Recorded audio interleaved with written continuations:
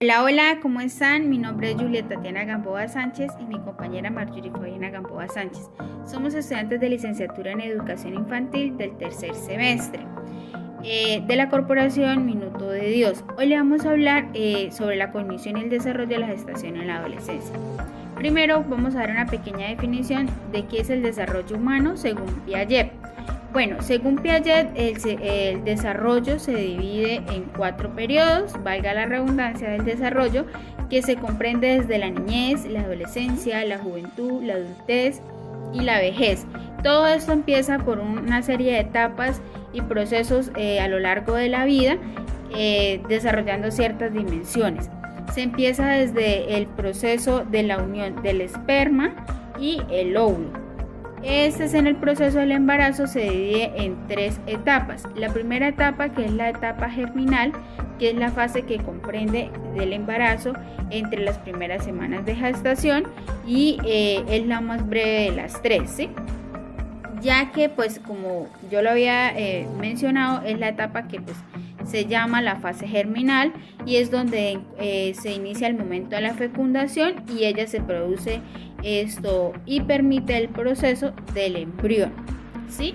Y luego sigue la etapa embrionaria, que está comprendida entre la tercera semana y las finales de la octava. Aquí, en esta fase, el momento del embrión empieza a sacar rasgos físicos, como lo es la cabeza, las caras, las extremidades corporales, los órganos internos, ¿sí? Empiezan a desarrollarse, el bebé empieza a hacer los primeros movimientos y empieza a hacer todo el desarrollo de crecimiento dentro del útero. Y la etapa fetal, que es la etapa final, que se comprende desde la octava semana de la fecundación hasta el día del parto. Esto se estructura por semanas. En la semana 2 es donde el bebé empieza a cambiar su tamaño, se empieza a definir y identificar cuál es el sexo del bebé, que en la semana 20 ya el feto empieza a desarrollar ciertas actividades como el sueño, el pataleo, ¿sí? Y pues ya de la semana 29 a la 32 ya el bebé empieza a sacar movimientos, ya empiezan a hacerle rasgos físicos de los ojos, las cejas, las pestañas, el cabello, los oídos y demás. Hay que resaltar que durante todo este proceso de desarrollo el bebé se comprende de diferentes momentos en la parte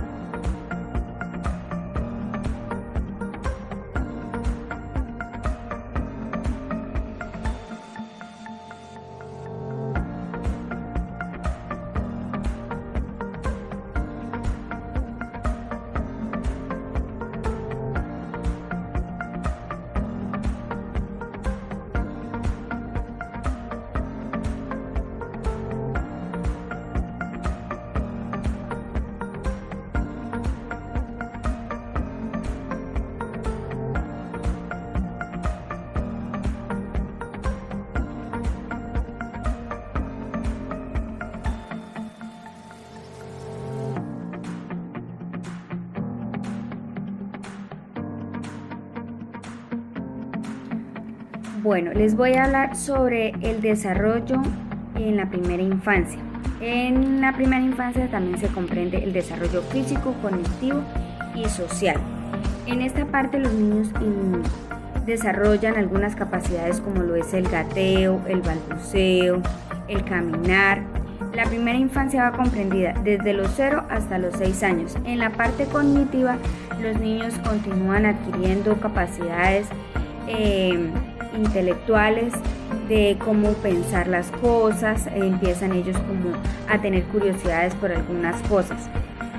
Además, ellos se van empezando a incorporar con el exterior. De esta manera, pues ellos pueden desarrollar la habilidad de adaptarse a las situaciones y a los espacios. A medida de su crecimiento, ya los niños empiezan a diferenciar el presente, el pasado y el futuro. Ya ellos empiezan a razonar y a pensar qué fue lo que pasó ayer, cuándo es hoy, que si mañana vamos a ir al parque, por ejemplo. En ocasiones los niños son capaces de colocarse en el lugar de otra persona. Bueno, vamos a pasar al desarrollo psicosocial en la primera infancia.